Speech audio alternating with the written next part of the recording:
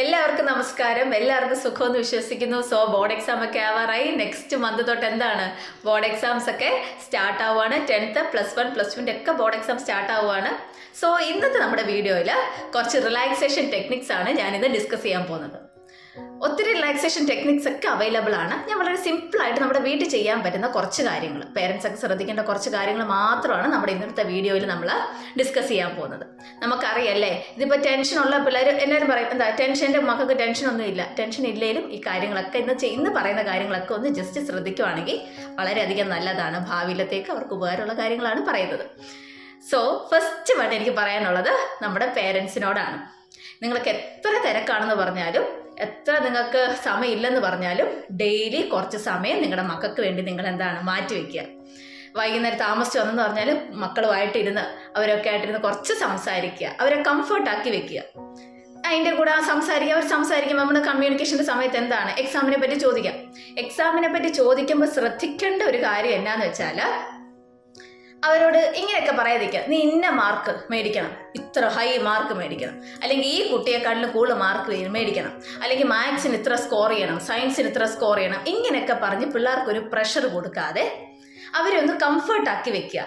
എത്ര ഇപ്പം മാർക്ക് കുറഞ്ഞെന്ന് പറഞ്ഞാലും, ഇപ്പം മാർക്ക് കൂടി നിങ്ങളെല്ലാം കൂടെ തന്നെ ഉണ്ട്, മാർക്ക് കുറഞ്ഞെന്ന് പറഞ്ഞാലും, എന്ത് റിസൾട്ട് എന്നതാണെന്ന് പറഞ്ഞാലും കൂടെ ഞങ്ങളുണ്ട് എന്ന് കുട്ടികൾക്കൊരു തോന്നണം. പേരൻസ് ആ രീതിയിൽ അവരെ കംഫർട്ടാക്കി വെച്ച് അവരെ ഒന്ന് റിലാക്സ് ആക്കുക. അതാണ് പേരൻസ് ഫസ്റ്റ് ചെയ്യേണ്ട കാര്യം. ഇപ്പോൾ റിസൾട്ട് ഇപ്പം നമുക്ക് എന്താ ചില മാർക്ക് കുറഞ്ഞെന്ന് പറഞ്ഞാൽ ഒന്നും പറ്റാൻ പോകുന്നില്ല, സാരമില്ല പോട്ടെ എന്നൊക്കെ പറഞ്ഞെന്താണ് കുട്ടികളെ നല്ല രീതിയിൽ കംഫർട്ടാക്കി വെക്കുക. അതാണ് നിങ്ങൾ ആദ്യം ചെയ്യേണ്ടത്. നെക്സ്റ്റ് എന്താണ്, ഈ സമയത്ത് ശരിക്കും പറഞ്ഞാൽ കുറച്ച് ഗോസിപ്പൊക്കെ ചെയ്യുന്നതിന് കുഴപ്പമൊന്നുമില്ല. ഹെൽത്തി ഗോസിപ്സ്, ആരൊക്കെ കുറച്ച് ഗോസിപ്സ് ഒക്കെ ചെയ്യുന്നതിന് കുഴപ്പമില്ല. കാരണം പിള്ളേർക്ക് എന്താണ്, അവർക്ക് ആ ടെൻഷനൊക്കെ എന്ന് വെച്ചാൽ ഒന്ന് അവർക്ക് എന്നാ ടെൻഷനിൽ നിന്നൊക്കെ കുറച്ചൊക്കെ ഒന്ന് മാറി നിൽക്കാൻ പറ്റും. അപ്പം അങ്ങനത്തെ കാര്യങ്ങളൊക്കെ ഒന്ന് ശ്രദ്ധിക്കുക. കൂടാതെ നിങ്ങൾ നിങ്ങളുടെ മക്കളെ ഈ സമയത്ത് കൂടെ കിടത്താനൊന്ന് നോക്കുക കേട്ടോ. അത് വളരെ നല്ല ഉപകാരമുള്ള ഒരു കാര്യമാണ്. നമ്മളൊക്കെ വിചാരിക്കുക എന്താണ്, ഇത്രയും വലിയ പിള്ളേരില്ല, അവരെ കൂടെ കിടത്താനോ അല്ലെങ്കിൽ നമ്മൾ അവിടെ മുറി പോയി കിടക്കാനോ എന്നൊക്കെ നമ്മൾ ചിന്തിക്കും.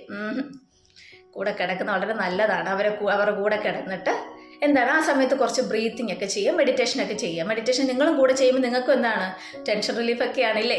അവരുമായിട്ട് കുറേ സമയം അങ്ങ് സ്പെൻഡ് ചെയ്യുക. മാക്സിമം നമുക്ക് എത്ര സ്പെൻഡ് ചെയ്യാൻ പറ്റുന്നു അത്രയും സ്പെൻഡ് ചെയ്യുക കേട്ടോ. എന്നിട്ട് എന്താണ് അവരുമായിട്ട് സംസാരിച്ച് അവരുടെ കൂടെ കിടന്ന് കുറേ വർത്താനം പറഞ്ഞ് ബ്രീത്തിങ് ഒക്കെ ചെയ്ത് അവരൊന്ന് നല്ല രീതിയിൽ എന്താണ് കംഫർട്ടാക്കി വെക്കാൻ നോക്കുക. നെക്സ്റ്റ് വൺ, കുട്ടികളെ ഈ സമയത്ത് കുറഞ്ഞത് 1 മണിക്കൂറെങ്കിലും ഫിസിക്കൽ ആക്ടിവിറ്റി, അതായത് ഔട്ട്ഡോർ ഗെയിംസ് ഒക്കെ എന്താണ് അവർ ചെയ്യിപ്പിക്കുക. ചില പിള്ളേർക്ക് എന്താണ് കൂട്ടുകാരുടെ കൂടെയൊക്കെ കളിക്കാൻ പോകാനൊക്കെ ഇഷ്ടമുള്ള പിള്ളേരുണ്ടല്ലോ, വിടുക. 1 മണിക്കൂറൊക്കെ പോയി കളിച്ചിട്ട് വരട്ടെ. 1 മണിക്കൂർ അവരൊന്ന് റിലാക്സ് ആവട്ടെ. അവർ കളിക്കാൻ പോയെന്ന് പറഞ്ഞിട്ട് ഒന്നും സംഭവിക്കാൻ പോകുന്നൊന്നുമില്ല അല്ലേ. പിള്ളേരെല്ലാം പഠിച്ചിട്ടിരിക്കുന്ന പിള്ളേരാണ്. അവരിപ്പോൾ ഇപ്പം റിവിഷൻ എല്ലാം ചെയ്യുന്ന സമയമാണ്. അപ്പോൾ അവർ 1 മണിക്കൂറൊക്കെ പോയി അവരുടെ ഫ്രണ്ട്സും ഒക്കെ ആയിട്ട് അവർ ടൈം സ്പെൻഡ് ചെയ്യട്ടെ, കളിക്കട്ടെ. ഫിസിക്കൽ ആക്ടിവിറ്റി അല്ലേ, അവരെന്താണെന്ന് വെച്ചാൽ ചെയ്യട്ടെ.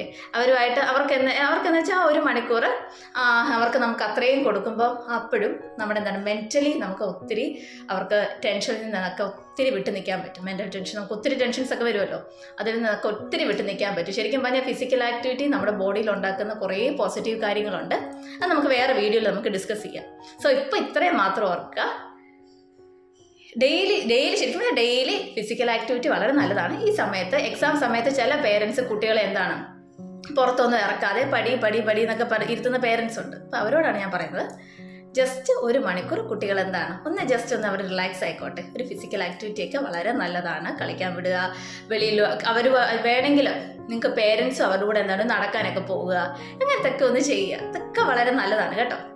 ഇനി നെക്സ്റ്റ് വൺ എന്ന് വെച്ചാൽ, ഈ സമയത്ത് ഹെൽത്തി ഡയറ്റ് ഫോളോ ചെയ്യാൻ നോക്കുക. കഫീൻ പ്രോഡക്ട്സ് ഒക്കെ കുറയ്ക്കുക കേട്ടോ. സോഫ്റ്റ് ഡ്രിങ്ക്സ് ഒക്കെ കുറയ്ക്കുക. ഫാസ്റ്റ് ഫുഡ്സ് ഒക്കെ കൊടുക്കുന്നതൊക്കെ എന്താണ് നിർത്തുക. അതൊക്കെ നിർത്തുന്ന ഒരു എക്സാം സമയമല്ലേ, ഇതൊക്കെ നിർത്തുന്നത് നല്ലതാണ്. ഈ സമയത്ത് ഹെൽത്തി ഫുഡ് മാത്രം കുട്ടികൾക്ക് പ്രൊവൈഡ് ചെയ്യുക. നെക്സ്റ്റ് വൺ, കുട്ടികളെ കുറഞ്ഞതൊരു 8 മണിക്കൂറെങ്കിലും ഉറങ്ങാൻ നമ്മൾ അനുവദിക്കണം. ഉറക്കം വളരെ ഇമ്പോർട്ടൻ്റ് ആണ്.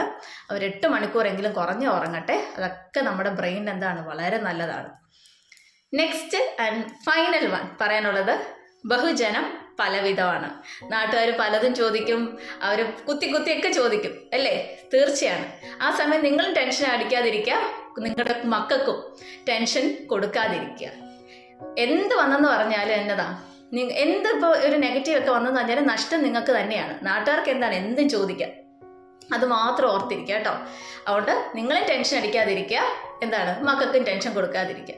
നെക്സ്റ്റ് നാട്ടുകാർ, നിങ്ങളും ഒരിക്കൽ പേരൻസ് ആയതാണ്, നിങ്ങൾ ഇനിയും പേരൻസ് ആവാൻ സാധ്യതയുണ്ടല്ലേ. അതുകൊണ്ട് ആൾക്കാരെ കുത്തി ചോദിക്കാതിരിക്കുക.